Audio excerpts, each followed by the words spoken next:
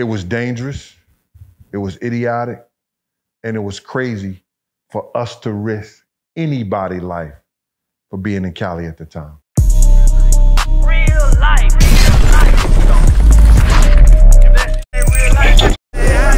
It ain't real life.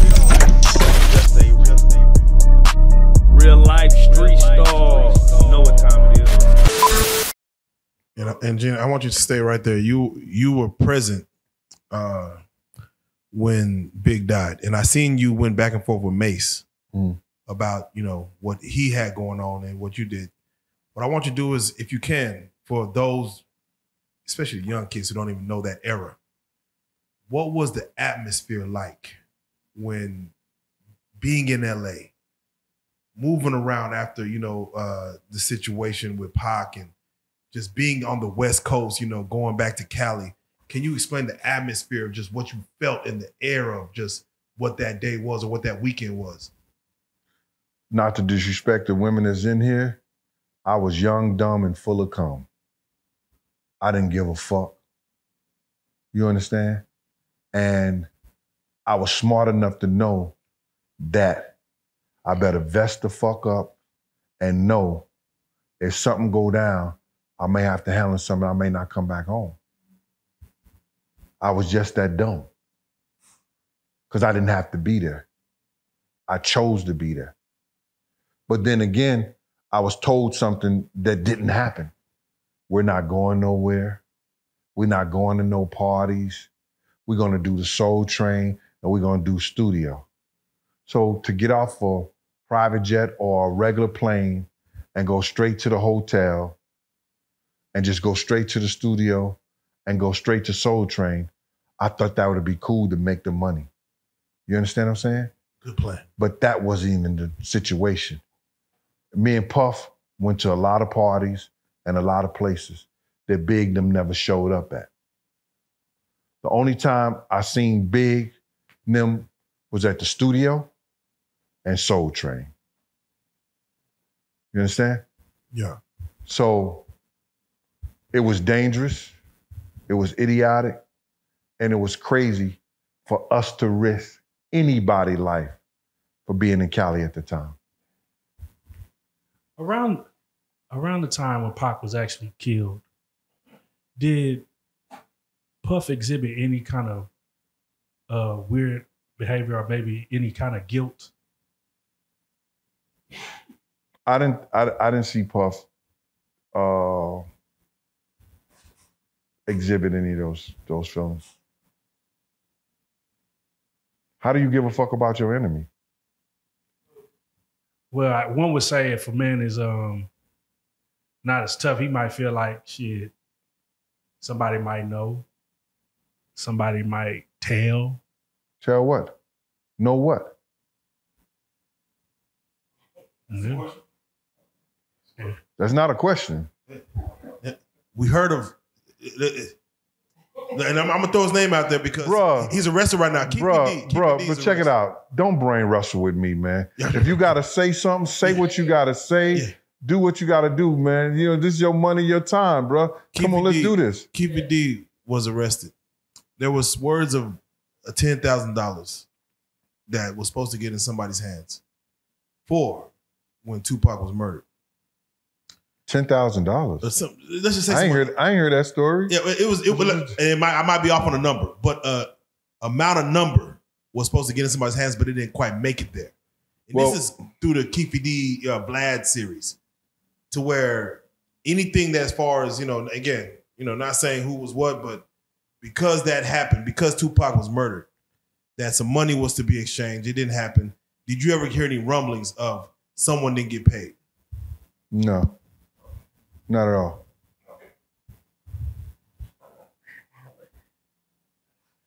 How did it feel? How did Puffy react when Biggie was killed? He was distraught, but he was in a daze, because I don't think that he thought it could happen. Because I told him before we left, if we go to this party, somebody gonna die tonight, bro. I got a phone call. I got a phone call by 3 credible sources.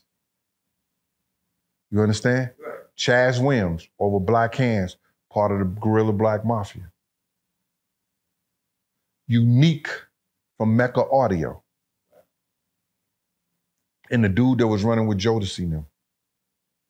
Now, if people tell you they're not going to a party, and it's supposed to be the lit party of the century, you see Mace didn't show up at the party. Because he knew something too. And where I could say Mace knew something because the people out in California, when Mace went to basketball game, they told him, we want Puff and we want Big. See, everybody do all these investigations and everything like that, and they don't listen to the people who were there. Like I said before, there were people who wanted Big dead, and there were people who wanted Puff dead. You get it? Right. The people that wanted Puff dead, you understand, I thought was a dude from the Nation of Islam that we got into it at Soul Train, right? The people that thought they had something to do with Big Jake dying, which they didn't. That was a part of Death Row or the Bloods. Then you got the guys that Big, what was called, the Dog Pound, the guys with the Dog Pound when Big was out there, he was in New York, and the Dog Pound was in New York doing a video. Yeah. Big made a phone call to the radio station. I don't know why they aired that shit today and said, yo, New York, y'all let the Dog Pound be in Red Hook and do a video. So now they want Big head. Yeah. That video shoot got shot up, bruh. Them bullets ain't have no names on it. That's a Snoop Dogg video with right. Dog Pound in New York, New York. Right. So you understand what I'm saying? All those people and the people who love Pac, when Pac came up there, they thought Big and them may have had something to do with that or whatever.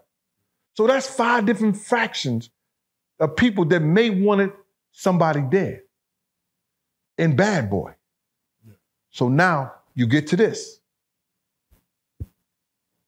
Puff know what Mace told him. Mace ain't tell Big he had that conversation with Big.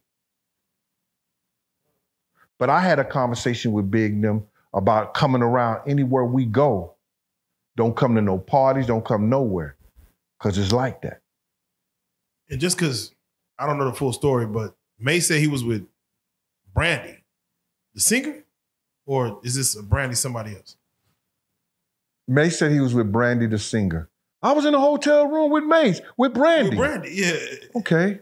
So if you was hotel room with Brandy, why did you make the statement, Brandy called me trying to get me to go to the party?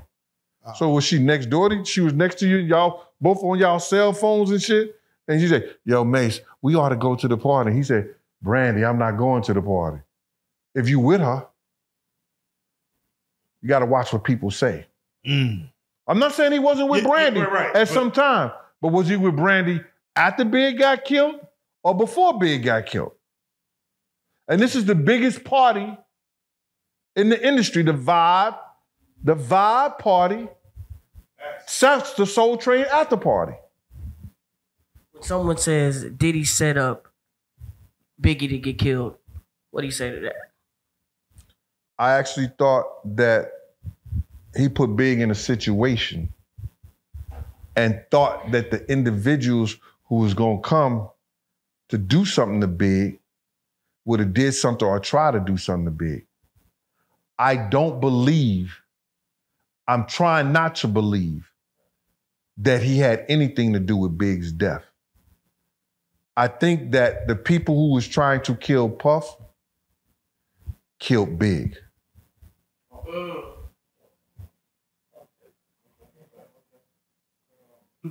After that, some time passes, Puff still lives.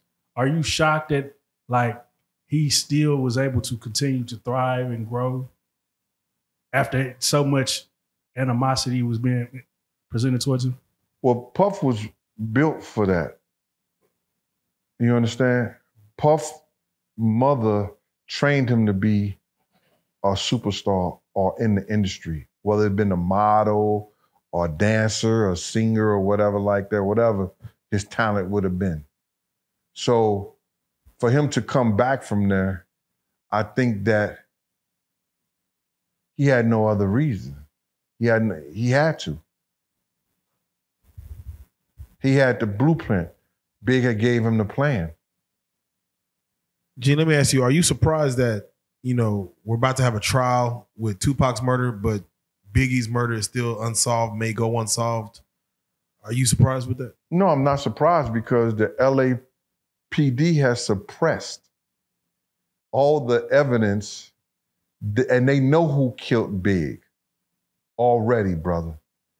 I have not told a lie. When I tell the people that they had the picture of the Muslim, me and Puff in the same picture, you understand? Walking up to Puff van, but they had his face distorted. They know they got those pictures. The FBI agent, Phil Carson, said he saw the same picture. Then when he went back to review it, the picture was gone. See, they didn't know who they was dealing with. They didn't know that I had a memory like a fucking elephant and I was not gonna forget anything that happened. I wrote that in my second book. Exactly what went down during that interview. You got people around here telling lies. This is the guy he picked. No, I don't. Run the tape. The tape will tell you, they asked me, do any of these guys on this photo look like him? And I said, nah. He said, anybody look close like the guy, something like that on this photo? I said, he looks something like him, but it's not him. That's what I said. Anytime you do a lineup and you point somebody out, what do the cops make you do? They make you initial it or sign under the picture that you said that. They seen a circle and say, this is the one he picked. No, I didn't. Not one of the detectives who was on that thing said I picked anybody in the lineup. I just said he looks something like him, but it's not him. Damn. It's crazy because, documentaries come out. I know police have spoken, and it's one of those things to where we might get some, I don't want to say closure, but with KVD coming up, that might open up light to Tupac. I'm just curious. We're about to fast forward to what Diddy got going on. Gene, you started talking about, let's say, a few years ago, about just your life in the industry. Are you concerned about the feds wanting to come sit down and talk to you about, hey, we need you as a character witness about some situation that may have happened back, during your heyday? Some situation back during my heyday. They want to talk to you about things you may have seen. You have to be more specific than you are, sir. Yeah, let's get to it. The feds want to ask you certain questions about what you may have seen, and they want you as a character witness to speak on and testify against Diddy. To testify against Diddy? Correct. About what? About anything you may have seen. I mean, well, no, not even testify yet. They want to bring you in for questioning about what you may have seen. Is that a thing? Well, what I can say to you, sir, is that being an officer myself, they don't bring you in to question you about what you may have seen. They question you about what they already know you have seen. That's the feds. And what you say.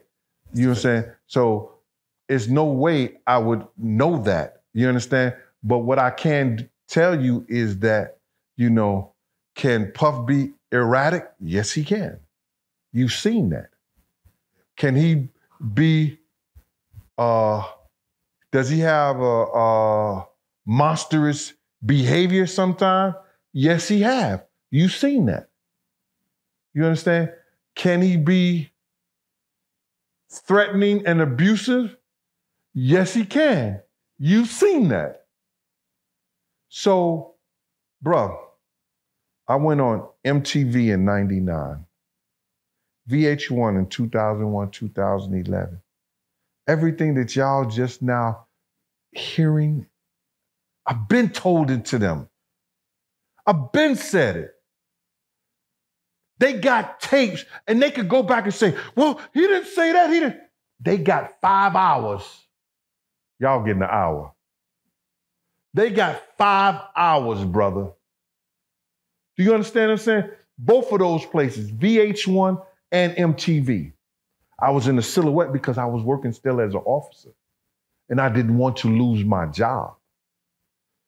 When Miss Wallace brought me over, Puff told her, I don't know Gene Deal. I told Miss Wallace everything till she was crying and told me to be quiet. She didn't want to hear no more about the night her son died and what was going down and what I told Puff and what I said to Big, the whole 9 yards, how I pulled him out the car, all that. So, bruh, this is nothing new to me. This is just post-traumatic stress that I constantly lived through. And I talk about it to get over it and get me through the night. I'm not a drug abuser. I'm not a drug addict. You understand? I'm not an alcoholic. It's a good thing that I found YouTube and I found certain things other than sitting on a couch.